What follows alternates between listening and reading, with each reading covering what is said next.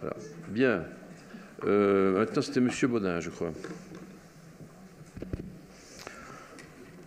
Oui, Monsieur le maire, je vais essayer de répondre à la question concernant le débat national, sur lequel il est assez difficile de donner un avis, puisque le concept demeure finalement assez flou, puisqu'on ne sait pas finalement suffisamment de choses par rapport à ce grand débat. Qu'est-ce que vous ne savez pas, par exemple?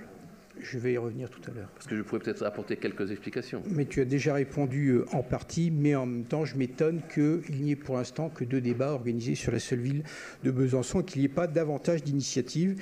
Et on peut s'étonner du fait que vont devenir les conclusions qui seront tirées finalement au bout de ces 2 mois de débat et comment et par qui seront tirées ces différentes conclusions. Donc la question que je me pose, c'est est-ce que le gouvernement se montrerait subitement attentif à ce que peuvent dire les Français alors que presque 2 ans de mandat présidentiel ont déjà filé. Sans le mouvement des Gilets jaunes, ce grand débat n'aurait pas eu lieu.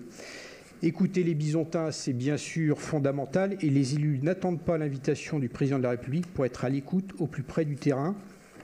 Nous rencontrons des usagers, des parents, des commerçants, des professionnels, des habitants et nous accordons une grande importance à leur retour, à vos retours, sur nos propres politiques pour toujours essayer de les améliorer. Nous pouvons toujours faire mieux et c'est là notre principale ambition pour cette année 2019. Est-ce un hasard si l'accueil des usagers à la ville a un taux de satisfaction de 96% et c'est une reconnaissance nationale? Je remercie bien évidemment les agents qui sont bien évidemment en première ligne. Est-ce un hasard si nous avons décidé d'aller sur le terrain chaque jour, nous élus, pour faire avancer les différents dossiers? Est-ce un hasard si le programme socialiste, écologiste, communiste et société civile que nous suivons à Besançon depuis 2014 nous guide pour veiller au pouvoir d'achat des Bisontins sans aucune hausse des taux d'impôt, avec des services publics de qualité, avec des gratuités et des tarifications solidaires? Cela ne semble pas, en revanche, être un hasard si la question du pouvoir d'achat a mystérieusement disparu du grand débat national, alors même qu'elle était, selon moi, la revendication majeure des Gilets jaunes.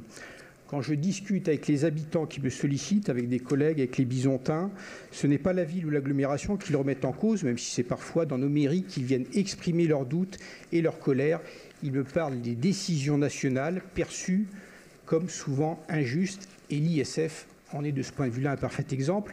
Supprimer sans condition 5 milliards d'euros de recettes chaque année, cela pose effectivement question. Pourquoi le gouvernement refuse de conditionner ce cadeau à des efforts concrets et surtout vérifiables pour notre économie de la part des personnes concernées? Le président de la République ne voit pas de problème et exclut d'emblée toute modification dont on pourrait d'ailleurs s'inspirer pour le CICE. Alors je parle d'autant plus librement et tranquillement du CICE qu'il a été mis en place par François Hollande.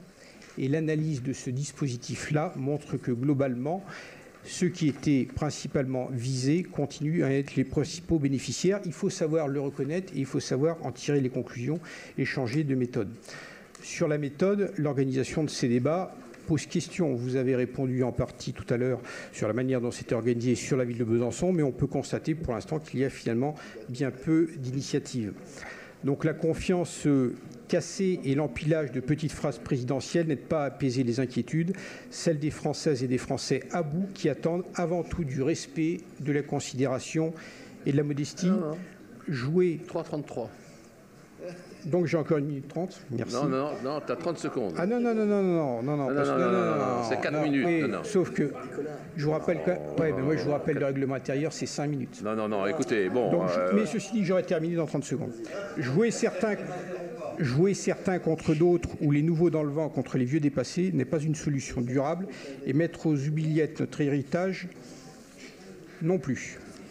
Eh bien, je te remercie. Il faut donc un changement. On va essayer de respecter le temps. Je te donne encore 15 secondes parce que j'ai coupé. Mais on respecte le temps.